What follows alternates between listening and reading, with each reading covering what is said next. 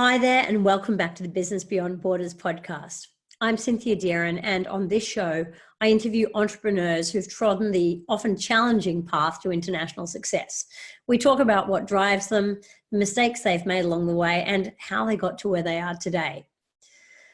My guest on this episode is Justin Dry, co-founder and joint CEO of Vinomofo, one of Australia's fastest growing and most awarded companies. Justin is an entrepreneur. He's also an investor and a public speaker. Now, Justin and his team are kind of game changers in the wine industry. They've taken on retail leaders and they continually challenge what they call the bow ties and bullshit mentality, which is a central feature of the elite wine scene. Because they believe that everyone should be able to enjoy good wine, Justin and the Vinomofo team embrace social media and digital content so that they can engage a new generation of wine consumers. Justin and his business partner, Andre Elkemeyer, founded Vinomofo in 2011, working out of a garage in South Australia. Since then, the startup has grown to employ more than 100 people, and they now also have a tribe of more than 600,000 followers who they call Mofos. We're going to talk more about that today. This year, 2018, Vinomofo has continued its global rollout, entering the US market after successful launches in Australia, New Zealand, and Singapore. I'm delighted to have Justin joining me on Business Beyond Borders today. Justin, great to have you on the show today. Thank you for having me. It's my pleasure. We're going to talk about lots of things today, but I wanted to talk to you about something I saw in your social media feed a couple of months back.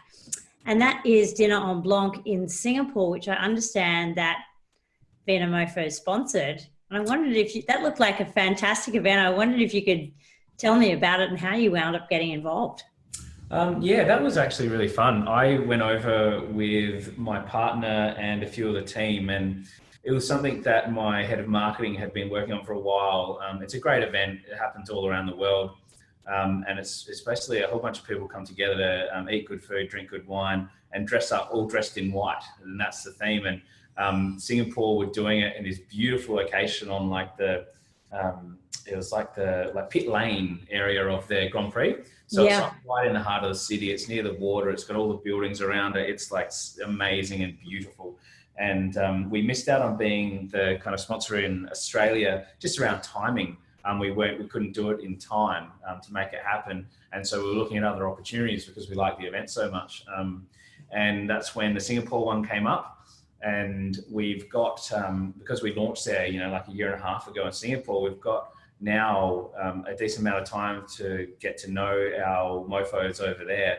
And we've got a whole bunch of really amazing ones that are obviously loving Vinomofo and engaging really deeply and buying a lot of wine now. So we thought this would be a bit of a way to kind of, announce to the broader Singapore population that Vinomofo's in town, but also to say thank you to some of our mofos that have given us so much support from the very first day we launched up until right now.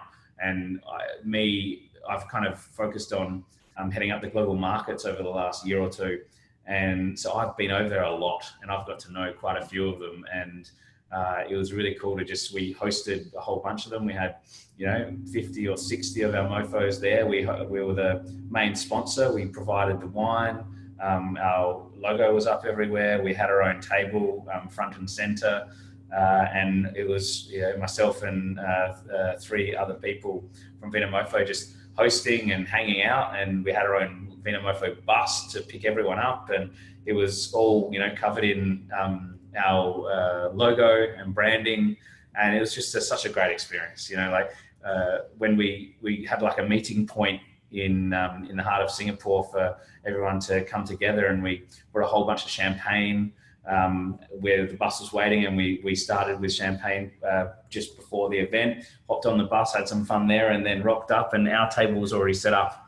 I don't know if you know much about the Dinner en Blanc thing around the world, but you set up your own table of chairs, you organise the wines previous, and you buy the food from kind of vendors that make sure it's there. But with us, it was all set up, our wines were there, the food was already sorted, the logos everywhere. There was music and there was dancing, and I tell you what, it was a really fun night. That sounds like an absurd amount of fun, and I'm really bummed that I wasn't there actually. Yeah, it's seriously. We all walked away from that, and so did all our mofos. Just saying, we've got to keep doing this. It's just so much fun, and it's because it's a food and wine event. It's spectacular where the location is. Yes. And it looks amazing with everyone dressed in white. Yeah, I always love the photos. They're just so cool. They're spectacular photos. It comes up really nicely, and I think it's such, I think it's an awesome way to get to know. Like, we've always been super focused on getting to know, one-on-one our mofos, and it gets hard as you scale. But it's the unscalable things that are so powerful in the end. So I try and do as much of that as we can, whether it's, one-on-one, whether it's 1-on-20, 1-on-50 kind of dinners, events, that type of thing. It's super powerful, and I love getting to know them. So it's like kind of works all around. I'm really looking forward to talking to you about the whole mofo concept, because I first came across Vinomofo at an event run by Ant Hill back in 2013. And so it's great to actually have the chance to talk to you about it today. But before we get there, I kind of want to go back in time and, find out a bit about Justin. What were you like when you were a kid? Have you always had this entrepreneurial bent to your personality? Yeah. So I was always interested in creating things. So it was, my dad was an entrepreneur, mixed success as an entrepreneur, to be honest. So I saw the ups and the downs of that lifestyle or choice, and but it didn't stop me. So I had my first, I guess, business type thing when I was about 8 or 10, something like that. And I was like washing cars and mowing lawns of the neighbors. I created this business where I just door knocked everyone within, a 10 or 15 minute kind of walking distance from my house as a kid, and asked if they wanted their lawns mowed or the cars washed. And it built up to quite a successful little thing for someone who was, let's say I was 10, would have been around there. And I had my first employee. Wow. It got so big that I had my first employee. I was like raking it in when I was like a 10-year-old. Who was that? Was that a brother, a sibling, or was it a next door neighbor? It was a cousin, and it was and who will be forever known as Lazy Ben, because it was also the first person I fired. Right. He was more interested in spending our money down at the shops on lollies than he was in cleaning cars and mowing lawns. But we're still really great mates, and I love him dearly. But he wasn't a great first employee. But anyway, so that was my first thing, and that got to quite a size, and that was really fun. I wasn't charging very much back then. It would have been like, $3 a car wash or something ridiculous. Adelaide prices.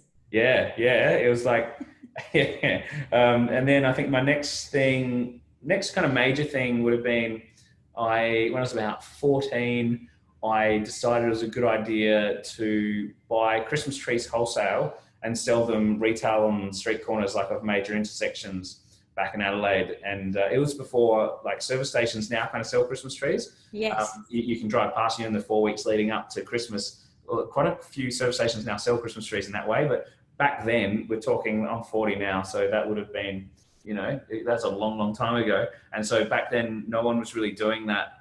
So I approached a service station on a really busy intersection in Adelaide and asked if they mind if I use their front lawn to sell my Christmas trees. And they agreed, which was awesome. And so I bribed my father to hire a trailer and drive up to a Christmas tree and buy me 20 Christmas trees. And that's the way that started. And it was like a long weekend, I think. And so I had 3 or 4 days of Christmas tree selling out, and it was really hot. So it was so hot, and I did like hand-drawn signs, held them up on the street corner, and I ended up selling all the Christmas trees in like half a day. And so I was like, got like super confident, and so I called up the Christmas tree farm that I got them from. This is a 14-year-old, and I'm like calling up the Christmas farm, going, "How many Christmas trees do you have left?" And they're like, around 45 or 50 or something. And I was like, "Well, if you drop them down to me, I'll take them all right now." And so I doubled down on the Christmas trees? And the guy's like, yep, absolutely. So he drops them down, and a few hours later, and you have never seen 40 uglier Christmas trees in your life. So, the last 40 Christmas trees I think he had, it was like 40 or 50 of them, but 10 or 20 of them were like pretty nice, and then the next 10 were like pretty average, and the last 5 or 10 were like, had 3 bits of green on them. And so it was a really good lesson, I guess, in making sure you know what you're buying before you buy it to sell. But anyway, so then the next 3 days I spent trying to sell these Christmas trees in 35, 38 degree weather out on the street corner with this sign, and I think I got rid of about 3/4 of them. Yeah. And I was left with, I remember I was left with 12 or 13 Christmas trees, which was most of my profit in the end. And they were like the 13 that were like the worst Christmas trees, and so I couldn't sell them. I'd made no money. I'd worked for 3 days, but I had 13 really ugly Christmas trees as my profit, and I couldn't bear to pay for them to get picked up and dumped because I would have lost money. So I kept I brought them home, and they laid down the side of the house for a year, going brown. And it was a constant reminder of my failed enterprise. That is one of the funniest stories I've heard on this show so far, and a very salient lesson in sourcing and quality control for people who are in goods, right? Yeah, exactly. So that was the lesson. So I think that's, long story short, was I've been trying to create businesses since I was quite young. Yes. And then I went on to, I got into wine shortly after that through family connections. Studied wine at uni. I wanted to ask you about that. Why? I mean, you're from Adelaide. So for people who don't know, and for people who are listening to this from outside Australia, Adelaide is a very well-known wine region in Australia. But what was it that made you decide to go off and study winemaking as your tertiary study? So South Australia is very famous for wine. It produces about 60% of the wine that's coming out of Australia. Adelaide's obviously the capital city of South Australia. A couple of the really famous regions in Australia are really short driving distance. From Adelaide, you've got Barossa Valley, you've got McLaren Vale, you've got Adelaide Hills, Eden Valley, Clare Valley. There's all these amazing world famous regions. So wine in Adelaide is huge, always has been. And the most famous winemaking school or university in Australia is in South Australia too. Yes. It's only 30 minutes out of Adelaide. It's towards the Barossa Valley, and that's called Roseworthy, and that's actually where I studied. But the reason I got into wine was my ancestors settled in the Barossa Valley, so they were the first, one of the first to plant vines in the Barossa Valley. So in our kind of history is some really old Shiraz wines, which are still there today. It's a winery called Barossa Settlers. It's a tiny winery. They don't produce much, if any. They sell most of their grapes into some great wines. Like some of the really great wines that come out of Barossa Valley have been touched by these really old Shiraz vines, which my ancestors planted. So it was in the DNA.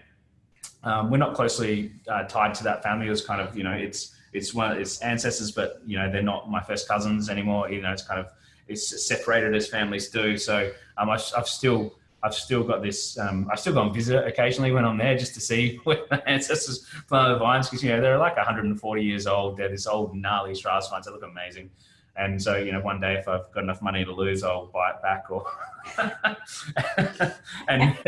and create a wine brand, which everyone tells you never to do, because it's such a hard industry to work in like that. But anyway, so I had that history, and then my uncle Peter is quite a well-known viticulturist. So he writes textbooks. He was a lecturer. He now is consultant, but he wrote a couple of the textbooks that he actually studied as a viticulture student at Adelaide University. Viticulture is just the grape growing side of winemaking. And so he, at family Christmases, would try and get me to do blind tastings and try and pick variety, region, vintage. And this was before I could even, I was legally of age to drink. And I certainly wasn't drinking wine as my first choice at that age. You're probably drinking something like vodka or something yucky and disgusting. But that is how. So he would take me, pull me aside at like these family Christmases and events, and he would say, Justin, right, I've got 4 wines here for you, and this is me at 15 or 16, and it's like, all right, I want vintage, variety, region. And I'm like, oh my God, Uncle Peter, I don't even drink wine. How the hell am I supposed to tell you what, where they come from and what grape variety they are? And he said, I'll just guide you through it. And so he would guide me through it. And go, all right, if it's this vintage, if it's an older vintage, it's going to look like this. If it's a newer vintage, it's going to look like this. This grape variety kind of smells and tastes like this. It's got this type of acidity, blah, blah, blah. And he would guide me through it. And I was pretty decent at it. And he would do this regularly at these family functions. And then on top of that, my parents both loved wine. And so it was always around the family and their friends. So I saw a lot of wine. Growing up. And so I guess it's in the family, it's in the DNA. I've got a couple of uncles that are in the industry, and my family were, wine lovers. So that was probably where it came from. And I think after enough kind of exposure to it and how amazing it was through those people, I just fell in love with it super early. So by the time I was 18, I was like mad wine lover. And I was like buying wine at the time, which wasn't probably very expensive, but I was trying to dissect them and the aromas and the tastes and where they were from. And I was buying, famous wine critic books and kind of comparing my notes to their notes. I'd do it blind, and then I'd see how close I was and what I was seeing compared to them. And so I just fell in love with it and decided to go and study it at uni. And that's so that was a real passion for you. Yeah, it was massive passion. It was my thing. I wasn't sure if it was going to be my passion on the side or whether it was going to be a profession, but it's ended up being both. And there's been times, I spent 5 years away from the wine industry, and I guess more recently it's become a much bigger profile thing around wine and myself. But in the early days, it was just because I was super passionate and I was a bit of a wine nerd, and that's what I love doing. So that's kind of where it came from. And so you loved wine, and you clearly couldn't stop being an entrepreneur. So you decided that you would basically blend them both. I'm not extremely clear on the details of what you did once you finished studying, but I do know that you started at least one other wine-related startup, which I think was called Quaff, before you started Vinomofo. Were there any others? Yes. So when I got out of uni, I finished uni. I studied marketing with a major in wine, and that's why I was out at Roseworthy, which was the wine science school, and that got moved later on into the city, but not important. When I came out of uni, I was in the wine industry. I was holding tastings for people, and working at a wine store and working for different wine brands. I did a few vintages just because I loved it and I wanted to be a part of the industry. But about 23.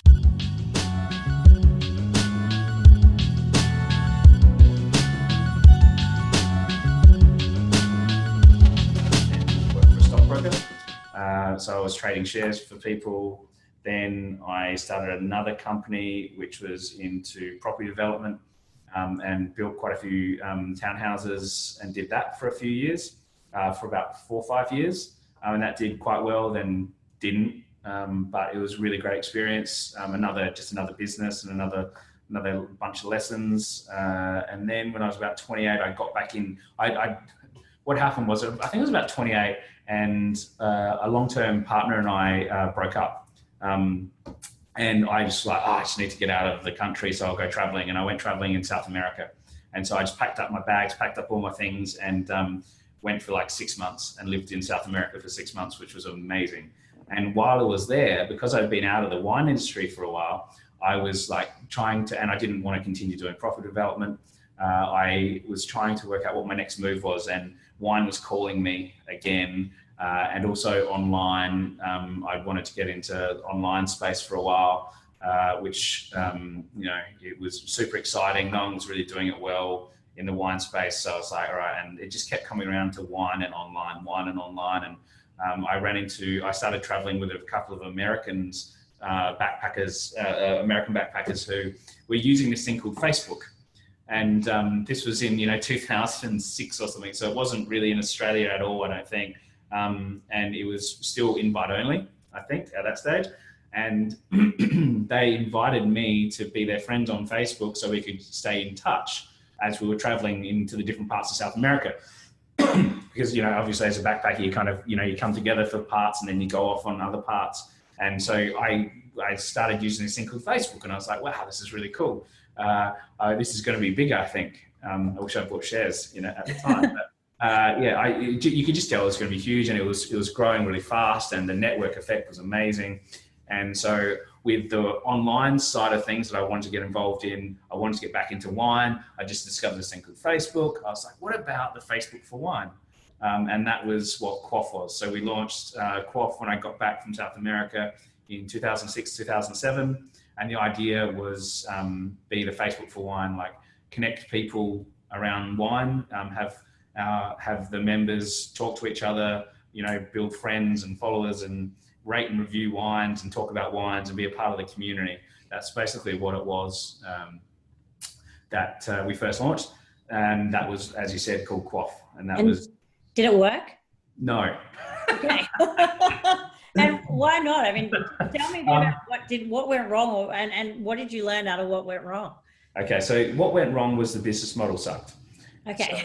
So what went right was our tone of voice. So I actually started with my brother-in-law, Andre. So when I came back to Australia and I told him about my idea, he was thinking about something along the same lines in the wine online space, more around customer reviews and the community side. And we're like, well, you know, let's not compete against each other. Let's go into business and kind of put our heads together.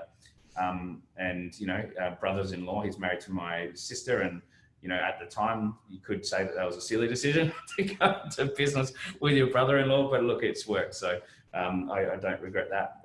But anyway, so that was Quaff. And what didn't work was the business model. We didn't really work out how to make any money. We, you know, had grand, you know, ideas about, oh, if we get so many people, we can do some advertising, you know, wineries will pay us to be in front of these great people. That all didn't really work very well. Wineries weren't interested. They were like, you know, what's this online business? What, people can talk about my wines? What, they're not professional. I don't want people talking about my wines. And I'm like, well, you know, and we're having to convince them, look, it's happening anyway. You can get involved in conversation, or you can't. Yeah. But this was early, so people weren't understanding that you needed to get involved. Yes. You needed to be a part of it because they're talking about you anyway. And so that was hard to convince people. So the business model wasn't very good. What did work really well was our brand tone. And our audience. And so our brand tone was all around no bow ties and BS. And that's because we came from, you know, wine stock. We'd studied it, worked in it, lived it, loved it. But we didn't like the bullshit around it. We didn't like the intimidation factor. I didn't like walking into wine stores, like all the nerdy wine stores that you buy the really interesting wines from, and you'd have like a guy behind, it's changed a lot now, but back in that day, you had a guy behind the counter with a white shirt, bow tie, and rosy cheeks, you know, and he talked, he looked down at you if you were young, he talked to you as if you didn't know anything, like his knowledge made him important in some way, and better than you. So I think that was, and I hated that. And I was like, well, if I feel this way and intimidated walking into these wine shops, and it's in my DNA, I've grown up with it, I've studied it, I've worked in it as a 20, you know, whatever year old, if I feel intimidated, imagine how everyone else feels. And that's just bullshit. And so that's where kind of the brand tone, I guess, came from, which was no bow ties, no BS, just be in it for the love of wine. Talk passionately and talk real, but just don't be a dick about it, basically, was the general gist of what we were trying to achieve. And that seemed to appeal to a younger audience. And that younger audience weren't, traditionally speaking, being spoken to from the wine trade. And so they were very open to it, and we got a lot of media attention. So what we did have was this audience building of these young and super interested wine people. What we didn't have was a business model. And so was that the main thing that you could take out of the Quaff experience and kind of transpose onto Vinomofo when you started it? Yeah, there was 3 other iterations along the way too. So we learned little things with each of those. We also built kind of an understanding of different parts of the business with each one. So that first one was really, we got to a place where we were speaking to the right audience, and we built a significant audience, and we started to build relationships with the media around that space and a few producers. Then the next thing we did was a online wine show called Road to Vino, which was basically two guys in a combi traveling around Australia, tasting wine and surfing and filming it and trying to get sponsorship. So trying to get someone to pay us to do those things.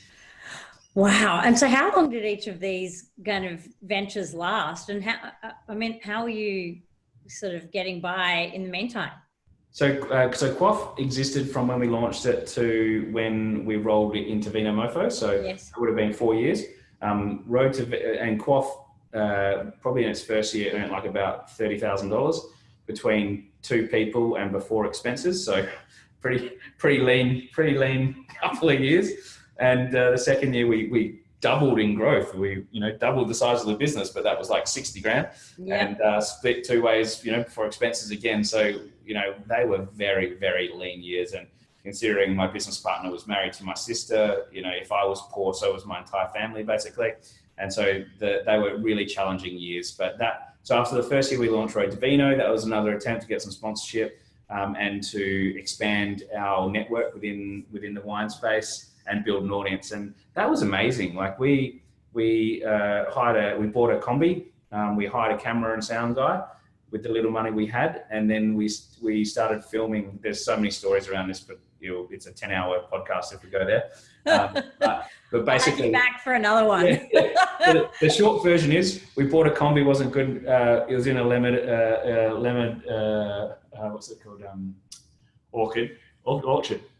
Lemon orchard, and it should have been a sign. It was a lemon. We got rid of that one, bought another one, got a camera guy and a sound guy, filmed this show called Road to Vino, edited it. We filmed the first 4 episodes in the Hunter Valley, and as soon as the first episode was released online, we got a call from Wine Australia, and they wanted to sponsor us, which was amazing, because they thought no one's speaking to this younger audience, and no one's speaking about wine in the way we do, and it's approachable, and it's an opportunity to bring a new generation of people into the wine space. So they were really supportive of it, and with their support, we managed to roll that out for another couple of years.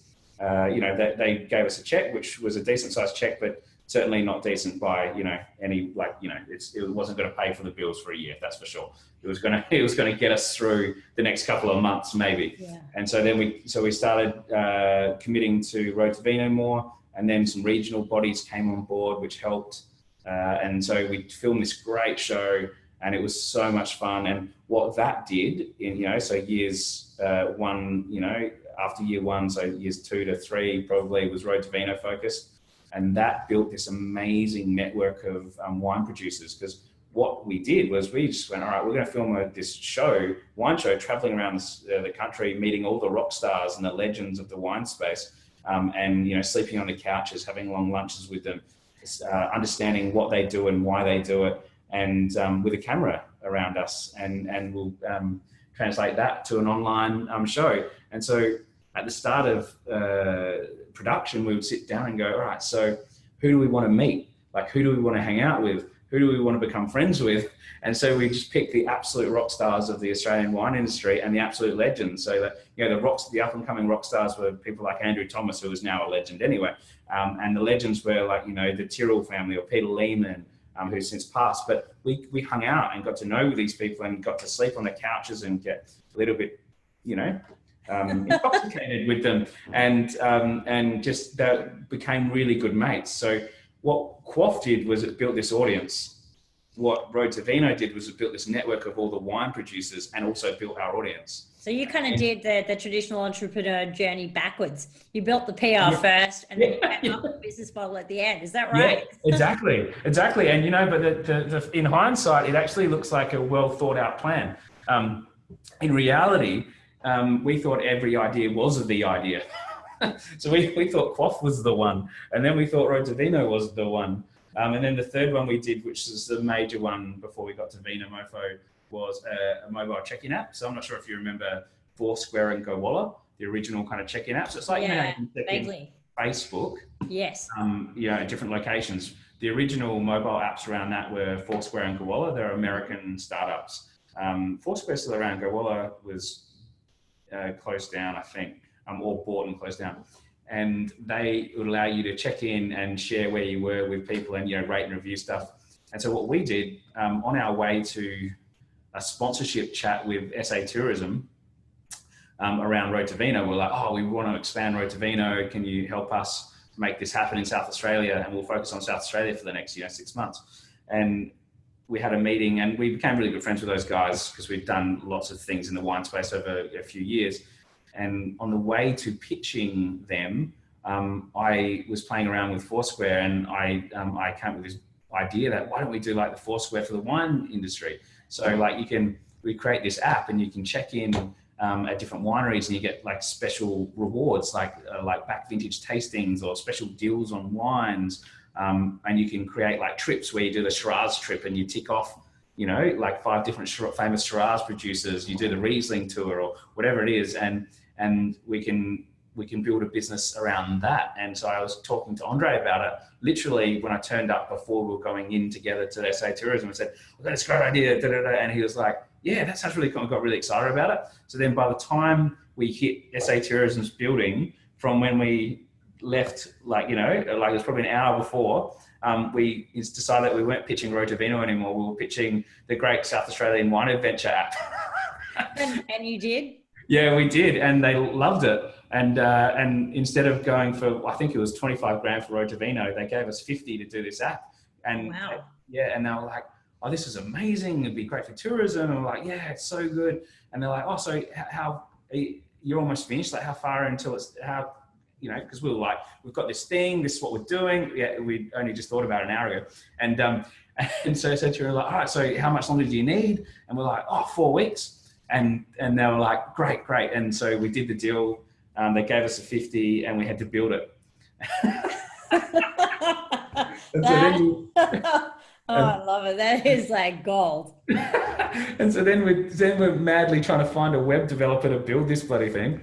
And so we ended up doing it, and we signed up, I don't know, eventually it was about, 80 or 90 wineries around South Australia. They all offered like special offers if you checked in with the mobile app. The app was so buggy because we built it so quick, and it was our first mobile app, and it was just like, at the launch date, we're doing this big launch with all the media, and the app wouldn't work, and we're like, oh shit, and SA Tourism's going, oh, what have we done?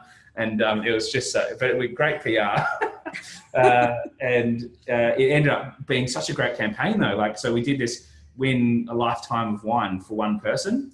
And then that was the major prize. And then everyone else that would check in could complete these trips, and they could get these special offers. So like Peter Lehman Winery would, offer a free cheese platter if you came in for a tasting and checked in. And other people would take you for out the back for a special tasting. It was amazing. It was such a cool thing. It was like, I guess like almost like a daily deals kind of offering, but in real time at location, which eventually a lot of those businesses many years further down the track were trying to do as well, like on location in real time offers. And so it was the first kind of, generation of that type of thing. And it worked really well. And we got a heap of traction because, wineries would put the iPads up or, computers up so people could sign in and register for this to win this ultimate kind of wine prize and be part of it. And then everyone would share the check-ins through their social. And so we're getting this huge digital reach, as well as all these new members signing up. So our audience was building again. Our relationship with the producers was deepening because we were doing more and more. And our PR around it was getting much larger. And so that was the third kind of major thing. Once again, kind of building audience, building networks, and starting to build business models. And then that was kind of evolved into the Great Australian Wine Adventure, which was across the whole of Australia. The second year for the same kind of thing, but across Australia. So the app got better, the experience got better. But that was about 2010 when I came up with Vinomofo, basically, which was the fourth iteration from Quaff, and about 4 years later. And that was the one that worked. And what was the catalyst? Did you just get fed up with all these other things that were great ideas, but you struggled to monetize? Or what was the thing that suddenly made you go, I'm going to do something else?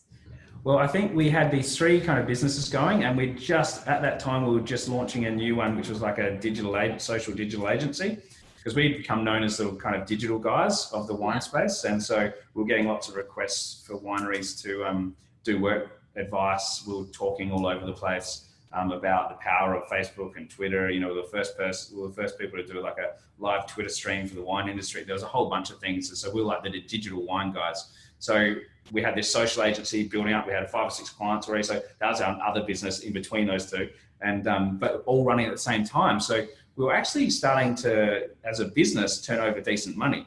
But what we, it was well under $1 million, but it was starting to build. And but what we were doing is we were having to hire so many people at the same time that even though the business was getting bigger, the wages bill was getting bigger as well. So we were still earning no money. Like it was the 4 leanest, shittest years you could possibly imagine in terms of lifestyle. But it was all building towards this thing called Vinomofo. And what was the original catalyst? I was super interested in tech. I was super interested in business and entrepreneurial space. And so I was always keeping up with what was happening around the world and looking for trends. And hence why I came up with the check-in app really early, because that's what was happening back then in the tech space. And there was this company called Groupon, which was at that time the fastest growing company in the history of the world, which was a daily deal site.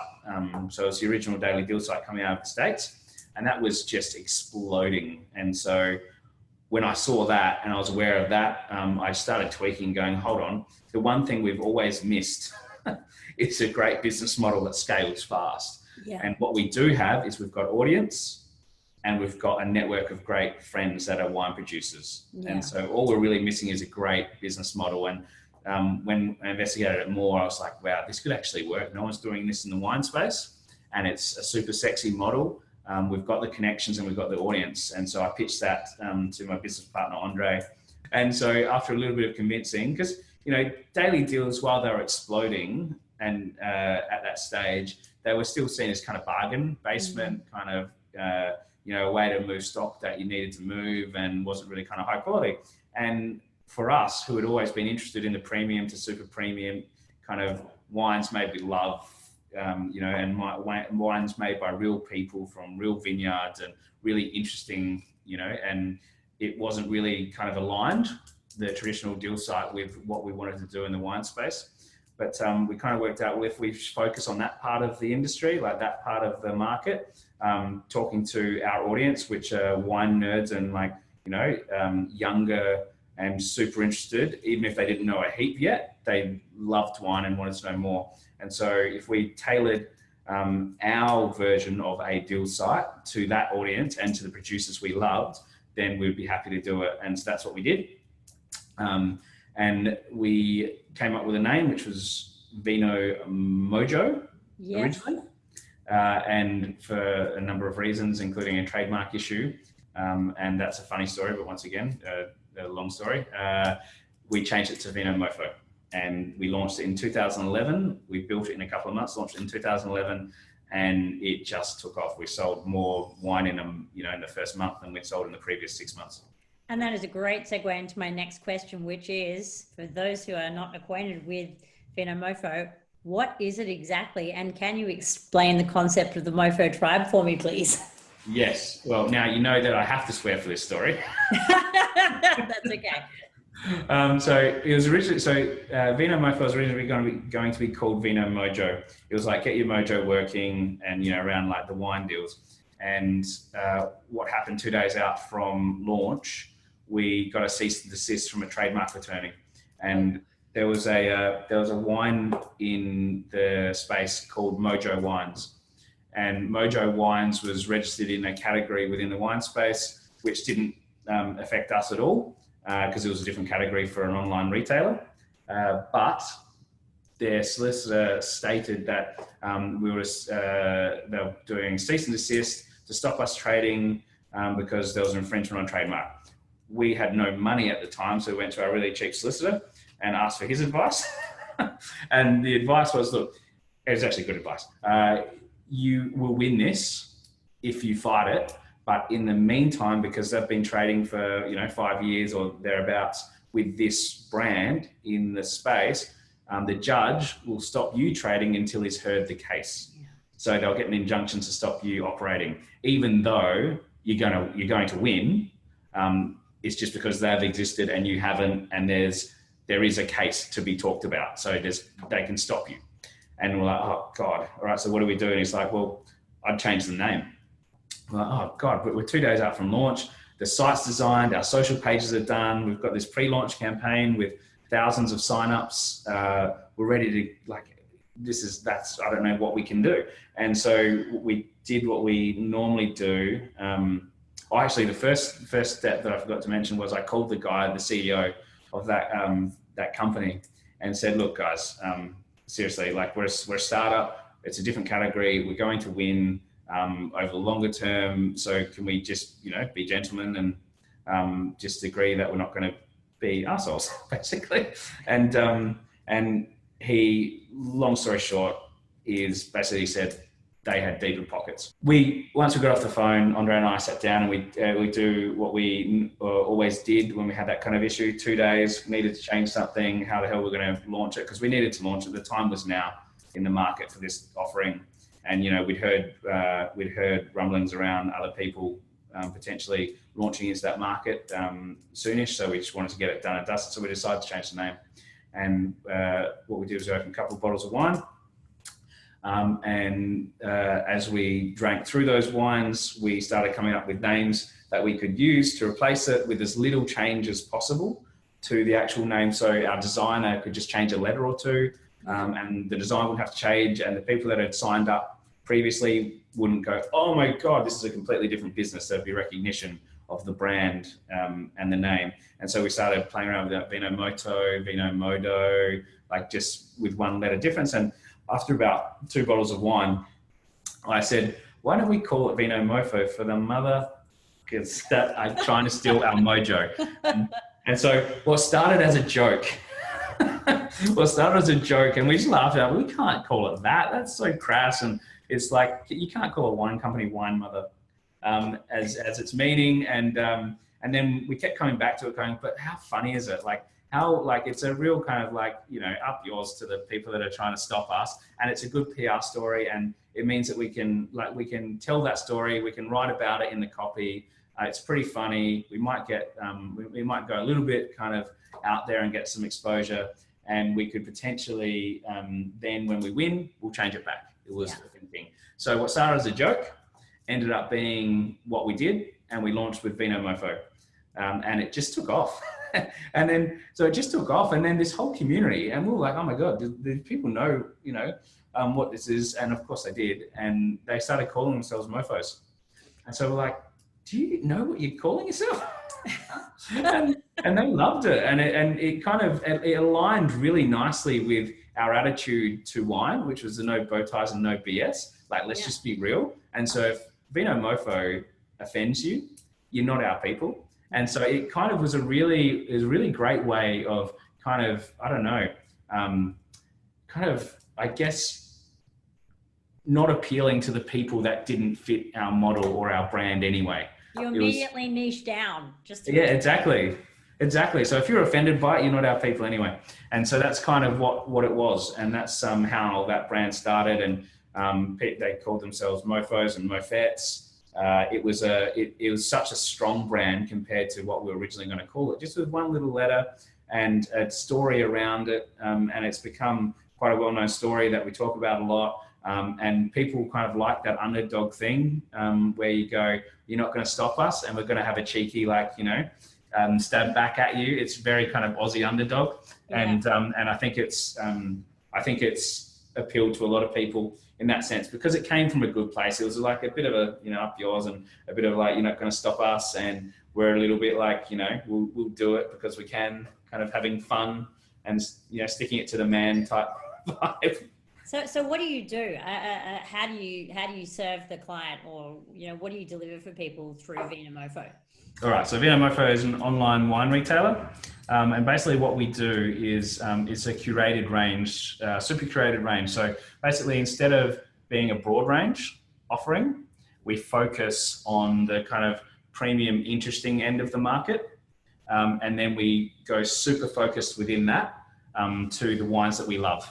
So at any one time, instead of a broad range selection like a Woolworths or a Coles, or even a broad range offering in the marketplace type model online, they would have maybe 20 or 30,000 SKUs. We'll have like a couple hundred. And what that does is it means that they're only wines we love. And it means that all our buying power goes through much fewer wines, which means we're buying much more, which means we get much better pricing. So that's one part of it. So that's the curation, super focus, go really deep, which means we outbuy anyone, and that's including the big people in the market. The other thing is we've got a huge audience now. It's approaching 600,000 mofos, and that gives us buying power too. So you've got both of those. It's like wines we love, huge buying power, super curated, is basically what we do. That's really smart. Yeah, well, you know what? I like to say that we planned it that way, but it's been an evolution. And we started with one deal a day when we started, and now at any one time we've got a couple hundred wines on the site. We've got a wine club as well, like a subscription service. And now we're in Australia, New Zealand, and Singapore, and about to launch in the States. So it's evolved from a very simple, very clear and focused model to something that is still super curated and focused, but a much bigger business with a lot more offers and a lot more kind of wines available.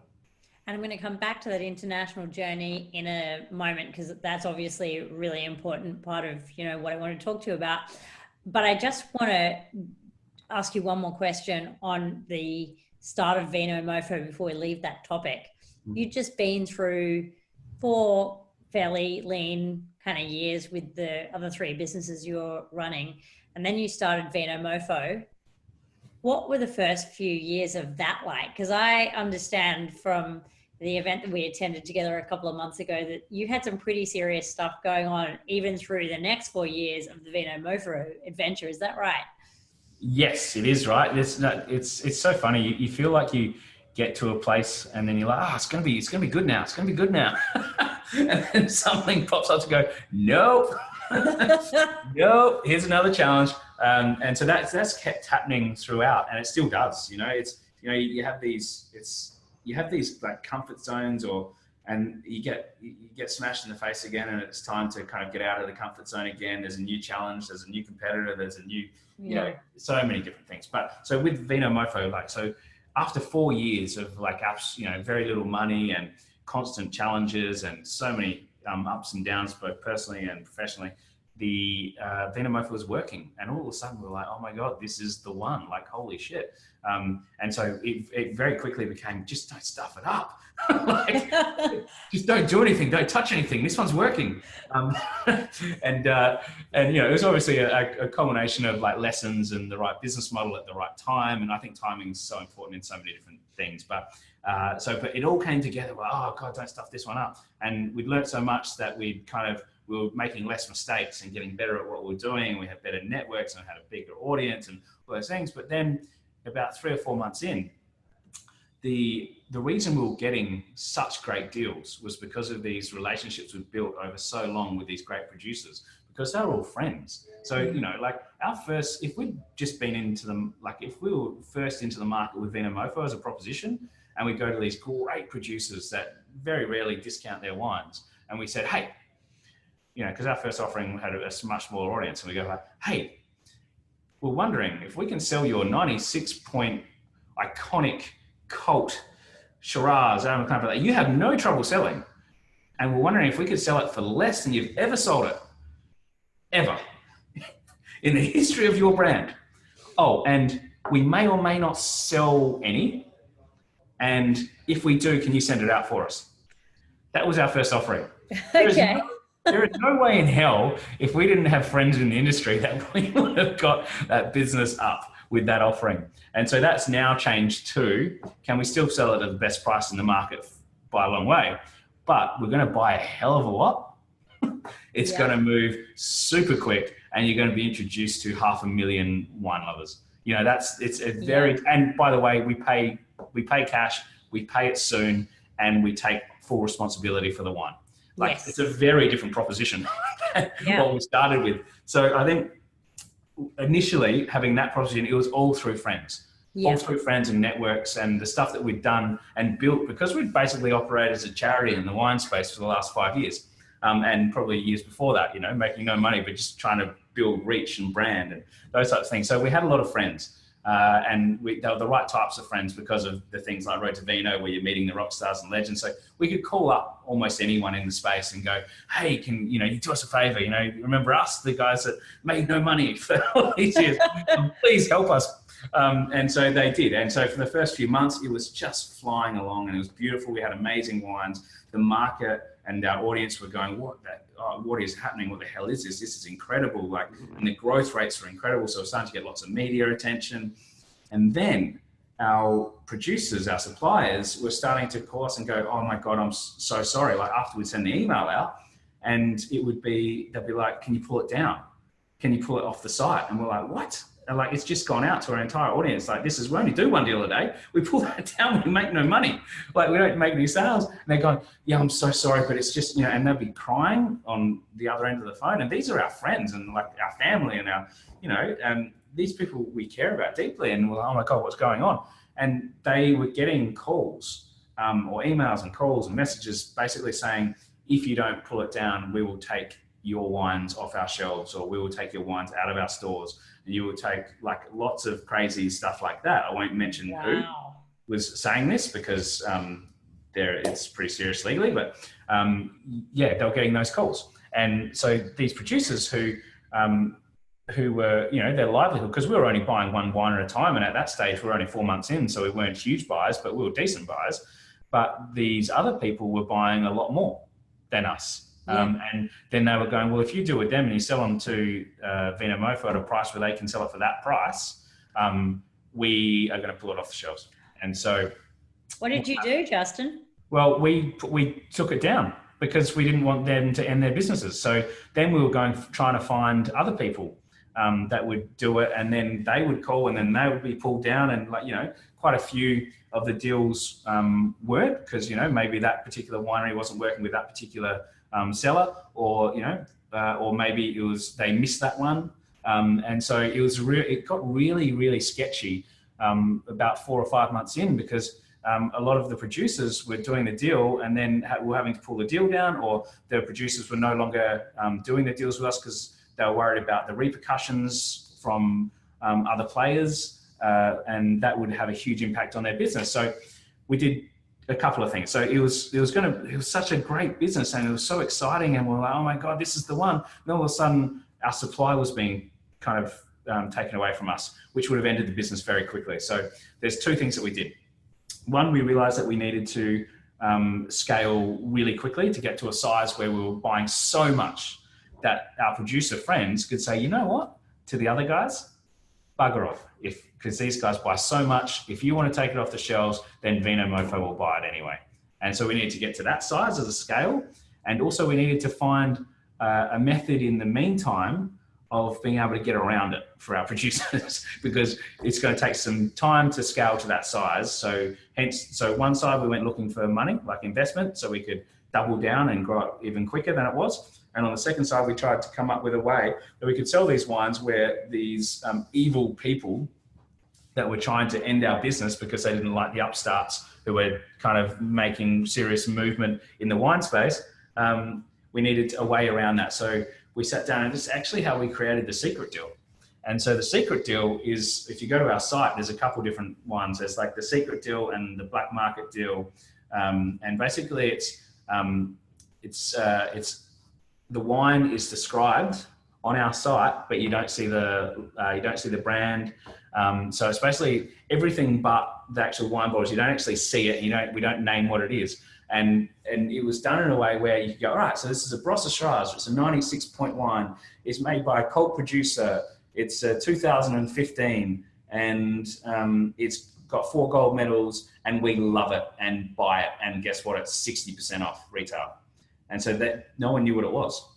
And so we came up with this way of doing it, and that was the secret deal. And so then they went nuts. And then all of a sudden, producers were going, oh, this is amazing, because no one knows what it is, and we get to move these huge volumes. And they actually became our biggest sellers, these secret deals, because people were like having these moments, and it's what we used to term the like fuck me moment, which was like they wouldn't know what they were buying, and they would turn up on their doorstep, and they'd see what the wine was, and it'd be like, oh my effing God, because it would be like these incredible, iconic, amazing wines. And because we could do it without anyone knowing what it was when we were selling it, no one got in any trouble. And so our mofos were getting these wines that they've never seen discounted before at these incredible prices for the first time ever.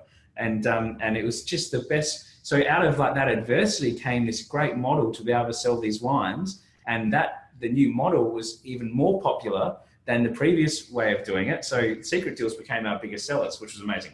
So your survival strategy basically turned into a massive marketing ploy. Yes, exactly. And to this day, our secret deals are still the biggest sellers. So our secret deals, which has now evolved into black market deals, is the kind of term we use now, depending on which market you're in, but black market deals, and it's basically just secret deals. So the price is so good, we can't show you what they are. But you know what then happened? So then the competitors, so we thought, oh, this is the best thing ever. It's created this whole new thing, and we're growing even faster than we ever have. Then these competitors started buying our deals. All right. So they could find out what they were, and then retrospectively, like go back to the producer and tell them off that way. So then we started blocking accounts where we knew who the people were and how they were getting. It was this whole big thing, all at the same time as we're growing super fast. So we're starting to buy more and more volume, and we're talking to potential investors to double down and get even bigger. And so that's what we did. And so it was a crazy ride from going like, oh my God, it's amazing, to, oh my God, we might die, to, oh my God, this is even better, to like, to, oh my God, we're in trouble again. It was like this insane journey, that ups and downs. And, you know, when you've gone from a bit like businesses that you've struggled and then got slightly better and then still struggling, it's like that, into this winner, and you're like, oh my God, this is the one. Oh my God, we might lose it all. And like, it's just a hectic ride. So many ups and downs and so many sleepless nights, and just it's an amazing journey. And in the end, we ended up doing a deal to get even bigger too. So we did both those things. So we did a deal with Catch of the Day, ended up buying a share of us, and we ended up a year later buying it back. But long story. But the gist of it is, we did the partnership to grow super fast. They were a much bigger business, huge customer database, so huge audience, and it kind of got us into the big leagues as far as check sizes that we could write, and also audience that we're in front of. And in terms of media, we got a lot more media because of that deal. So it was positive in so many ways. But about a year in, we wanted it back, so we ended up giving them all the money back and going back to just us again. So yeah, so we had a few kind of crazy things happen. At what point did you start thinking about taking Vinomofo global, and why? Because we were reaching a point. So after we bought it back from Catch, so we sold a majority share in 2012. We bought it back in 2013, and then for the next couple of years, we grew so fast. It was ridiculous. We ended up being the fastest growing tech company in Australia over a 3-year period. Won like the Deloitte fastest tech company. We won about 30 or 40 other awards. We were that kind of one of the kind of iconic startup success stories. And we were reaching quite a decent size in the Australian market. And we were like, well, we think that the way we do things, the culture around the business, our community, our business model, and our brand are literally the best way to buy wines anywhere. And so we were like, well, do we want to change the wine world, or do we want to change the Australian wine world? And we're like, we want to change the wine world. And so not everyone lives in Australia. So we're like, what can we do overseas? And so that's what started that kind of thinking. We're like, we want, a million mofos around the world, and we want a million mofos. And what does that look like? And then we started going, well, there's not a million that living in Australia that will be mofos, And so we're like, all right, what does that look like globally? So we started scoping out different markets. We went to New Zealand first, then we went to Singapore, and we'll go on to America soon. And sorry. Oh, I was going to say, how do you go about choosing where you're going to go? So what do you look for as you're thinking about where to go to? What is it that makes you say, okay, well, we'll go to Singapore, or we'll go to the US, as opposed to, I don't know, we'll go to Malaysia, or we'll go to the UK? Yeah, so it's an interesting conversation, because it was different for every stage. So the first stage was like, all right, it was strategic for a couple of reasons. So New Zealand was the first one, and New Zealand's not a big market, and it's never going to be a huge market for us, in comparison to the US or Australia. But it's a market that produces its own wine, and great wine, and we buy a lot of wine from New Zealand. So it was a way to do two things: test a market close to us, that was very similar to us, that was English speaking, that produced amazing wine that we could then, the more we knew about the market, the more network we had within that market, the benefits were seen globally, not just in that market. So that was that reason. It was close, great wine producer, English speaking, and a similar market. So it was a way to kind of, I guess, see what it was like to run another market, and run another market in a similar time zone, and with a quick plane ride to go to.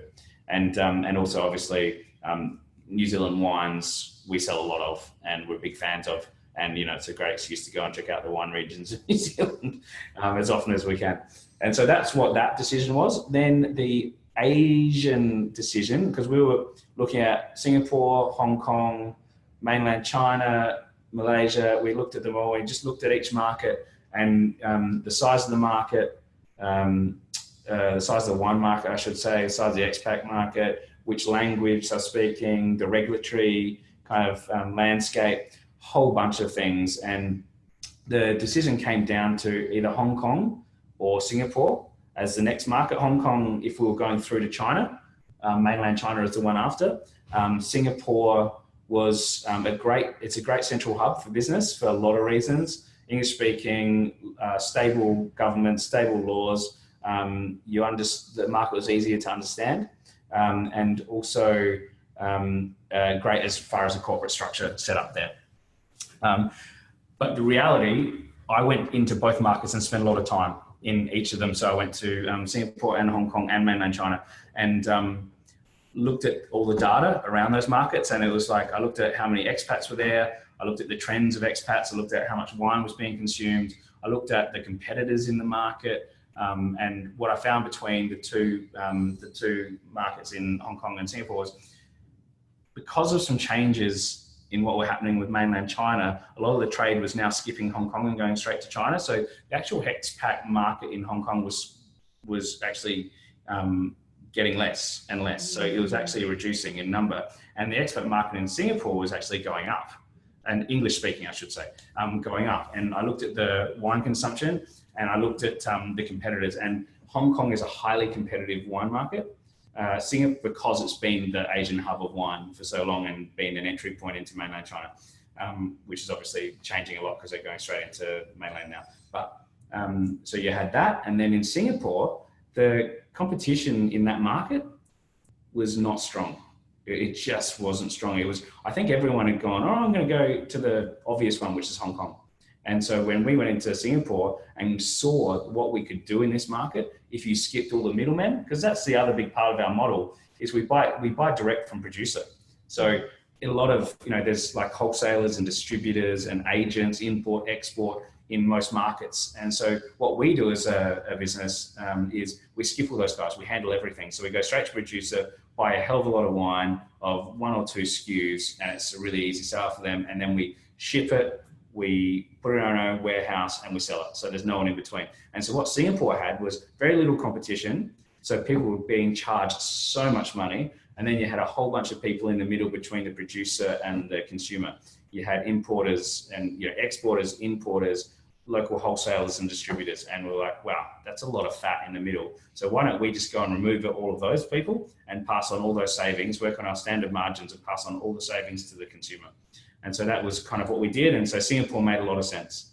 And are your Singapore mofos drinking the same wine that your mofos elsewhere are drinking? No, it's slightly different in every market. New Zealand drinks a lot of their own wine, obviously. Australia does the same. So they're very parochial in both those markets. But our audience is slightly more skewed to like the more wine nerdy, more interested wine consumer, which means you're drinking a lot more kind of small to medium kind of cultish brands and international brands. So it kind of skews that way for us against the market trends. But in New Zealand, definitely more New Zealand wine. In Australia, definitely more Australian wine. In Singapore, it's a really interesting mix because they obviously don't have their own wine production. It's a little bit hot to make wines over there. And so they are a very international market. So you see a lot more European wines in that market, but still, because we're Australian wine company at the heart of it, and so I think we sell a lot of Australian wine into Singapore too. So Singapore is very split down the middle, a lot of Australian and a lot of European. And when you made the decision to go to the States, which is the new market that you're opening now, how did you choose to go there? So you've talked to us through some things that you look for, low competition, large number of people who are going to fit your kind of demographic in terms of who you want to sell to, a regulatory environment that's friendly for you.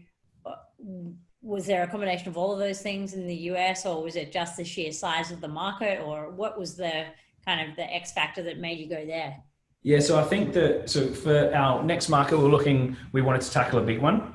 So we're like, all right, we've done Australia, that's humming along nicely. New Zealand's growing super fast. Singapore's growing even faster. That's just on an absolute tear. Singapore, it's amazing. But next one, we're ready to do a big one. So we either let's look at all the biggest wine markets in the world. So compared, UK to mainland China to US to Canada, and other parts of Europe. But so it came down in the end to US versus the UK versus mainland China. You look at all of those markets, US is still the biggest wine market in the world, even though China is growing super fast. Look at regulatory environment, even though US is not very friendly since Prohibition era with its wine laws, state-based and really old and weird and wonderful laws around that. It's still, compared to China, obviously a lot easier. And it's the biggest market, yet still consumption per capita is so much lower than other Western established markets. So look at like the UK or Italy or France or Australia per capita, and you're talking 20 to 30 litres per head. The US is 9. Wow. Yeah, that doesn't surprise me actually. Culturally, they're a little kind of conservative around, how much they drink. Well, also, but the thing is, it's growing super fast now. Like wine is becoming a real thing, and it's becoming a choice compared to what's traditionally a spirits industry, a spirits market, I should say. So wine is growing super fast. Yeah. It's the biggest market in the world, and it's growing super fast, and it's off a low base per capita. Yeah.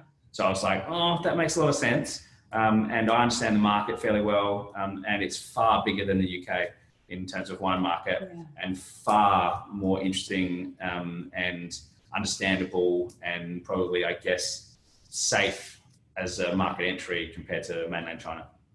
And is there anything that you deliberately avoid when you're looking at markets? Anything that makes you just go, oh, we're not going there? Look, I think the thing that has scared me in the past about China is how quickly things can change in a regulatory sense. So some things are done for various reasons that you can't predict, and it makes it very hard. And if the difference between when we originally looked at China and now, you now if you're going into that market, as our business would need to also own a logistics business. Yes.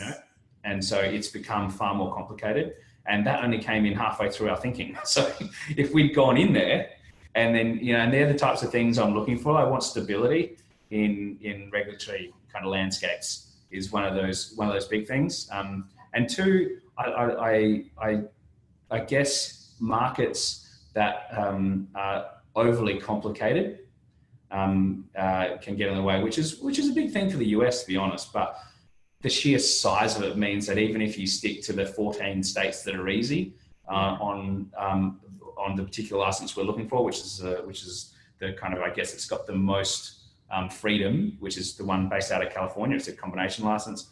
Even if you're just looking at those 14 states, the market is huge. It's, you're still talking 70, 80 million people that you'll be servicing. Wow. That's scale, isn't it?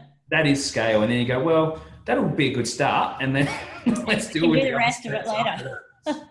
So just talk to me about how you've actually done your market entry strategy. Has it been the same in each place? Have you just taken that Vinomofo model and kind of replicated, or have you had to change it up for each place you've gone to? Yeah, look, we've taken a very similar model, and that's based on this whole philosophy of building community from like the ground up, grassroots. So we haven't ever gone in, like I know a lot of companies that have raised serious funding and have serious backing go in and buy their way to market share. It's not something that we've ever done. What we've done in New Zealand and Singapore, and we'll be doing in the US, is to go in a lean startup kind of fashion, build relationships with the right communities, build relationships with the media, and build relationships one-on-one. So it starts very small, and it builds itself based on referral and PR and the reach that we do get from those things. So it's a very similar model. And what about the customers themselves? In each place, are they very similar or are they a little different? It's fascinating, actually. So you notice little differences, and you notice differences in what they buy, differences in the way they relate to wine. But there is a very common theme, and the common theme is they're adventurous. Yes. They're adventurous wine consumers. They're adventurous, and they've got an attitude of fun, and they're kind of like, they're young at heart. So I think a lot of people think we're a super young brand, but the reality is we're young in tone. You're youngish in tone and attitude. But if you saw our numbers, we've got a lot of people that wouldn't be in the age brackets that you would imagine they would be, but they all have this attitude about wine and life that is very aligned with the way we look at the world, which is, don't take yourself too seriously, love wine and be super passionate, but don't be an idiot about it. Like it's that whole thing. And I think people that are 60 and 70 can align with that way of thinking, because 60 is the new 40, 40s, 30 is the new 40. Yeah. 40 is the new 30, whatever that way around. People are younger. People have a fun and kind of more adventurous attitude to life than they ever have. And so I think that's the common theme. That kind of, there's little differences in wines and the way that they look at life, I guess, but majority is very aligned with this kind of adventurous, fun kind of way of looking at the world. Now, we've talked about heaps of upsides. In terms of the challenges of going global for you guys as a company, what has been the thing that you found most challenging so far? I think the early lessons were, which makes a lot of sense in hindsight, but you don't really know a market until you know a market. You go into a market thinking they're going to be this way based on the data, based on personal experience, personal bias, and you really have to iterate and change in each of those markets. So one of the mistakes we made in New Zealand was assuming we knew what they wanted. And we've had to evolve that. And we then had some stock over there that would sell really well in other markets, but New Zealand market just wasn't interested in. So I think that's one of those things. It wasn't what we thought was an obvious decision wasn't an obvious decision, and it ended up causing a few headaches because getting stock back into markets that actually wanted that stock compared to staying in that market was probably pretty interesting.